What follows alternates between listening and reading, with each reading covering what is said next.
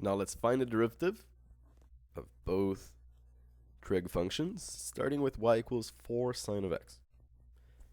And you remember that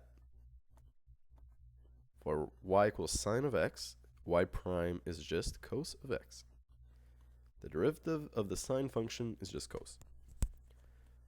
So it follows that if we have y equals 4 sine of x, because of a constant multiple rule, we can just essentially keep the 4, and y prime will be 4 times cos of x.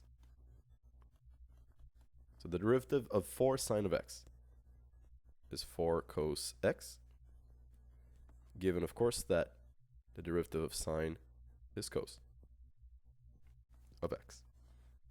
There we go. How about question number 2? Y equals a negative cos of 4x. In this case, we're going to need to use the chain rule. And this, the 4x, is our f of x, the inside function. So we know that if y equals cos of x, y prime is just negative sine of x. The derivative of cos of x is just negative sine of x. Okay, but over here we have, in this case, we have negative cos of 4x. And 4x I'm just going to call f of x for now. So y prime is just going to be negative. I was going to write sine, but it's actually negative sine, because the derivative of cos is negative sine of x. So negative sine of f of x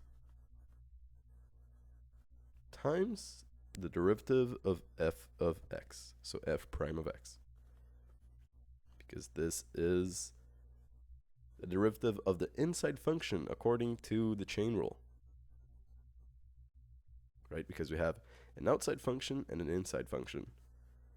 So we have y prime equals, now we have negative, negative, so they're going to cancel out. We're going to have positive sine of f of x. F of x is just 4x times the derivative of f of x. And the derivative of 4x is just 4. So y prime is just going to be equal to 4 sine of 4x.